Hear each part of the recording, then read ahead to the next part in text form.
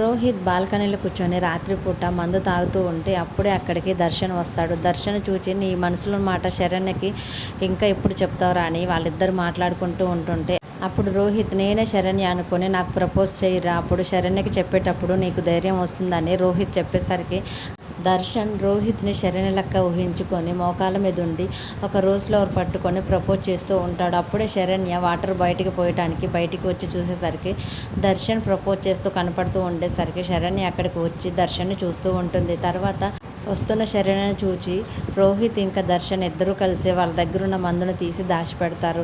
అప్పుడు శరణ్య ఏంటండి మీరు ఇక్కడ ఏం చేస్తున్నారని శరణ్య దర్శన్తో మాట్లాడుతూ అప్పుడే శరణ్య వెనకాలే ప్రీతి కూడా వస్తూ ఉంటుంది. రోహిత్ ఇంట్లో ఎక్కడా కూడా కనిపించట్లేదని వస్తూ ఉండేసరికి రోహిత్ దర్శన్ శరణ్య ముగ్గురు ఒక్కడే ఉండేసరికి ఏంటండి మీరు ఏదో తాగుతున్నారంటే ఇది ఎనర్జీ డ్రింక్ అని చెప్పేసరికి మేము కూడా తాగుతామని శరణ్య ఇంకా ప్రీతి ఇద్దరు కలిసి చెరో గ్లాసులో పోసుకొని దర్శన్ రోహిత్ ఎంత వద్దని చెప్తున్నా కానీ ఆ మందుని తాగేస్తారు. దాంతో ఇద్దరికి మైకం కమ్మినట్టు అయ్యేసరికి దర్శన్ శరణ్యని తీసుకొని రూమ్లోకి వస్తాడు. రూమ్లోకి వచ్చిన తర్వాత శరణ్య ఏమండి ఏమండి అని ప్రేమగా అంటూ ఉంటుంటే నువ్వు ముందుగా పండుకో శరణ్య అని శరణ్యని నిద్రపుచ్చే ప్రయత్నం చేస్తూ ఉంటాడు. అప్పుడు శరణ్య దర్శన్ ఒళ్ళోనే పడుకొని నిద్రపోతూ ఉంటుంది.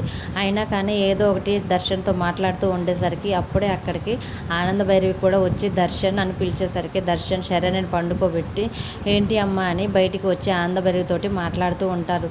నాన్న ఇక్కడ ఏదో శరణ్య మాట్లాడినట్టు అనిపించింది, శరణ్య గొంతులాగానే నాకు అనిపించింది నాన్న అంటే లేదు అమ్మ శరణ్య పండుకొని చాలాసేపు అయింది కదా అని దర్శన్ ఆనంద భైరవితో అంటూ ఉంటుంటే దర్శన్ వాళ్ళ మాటలు వెళ్ళి మళ్ళీ శరణ్య బయటికి వచ్చే ప్రయత్నం చేస్తుంటే దర్శన్ మాత్రం రావద్దు అని సైగ చేస్తూ ఉంటారు. తర్వాత ఆనంద భైరవిని దర్శన్ దగ్గర నుంచి వెళ్ళిపోతుంది.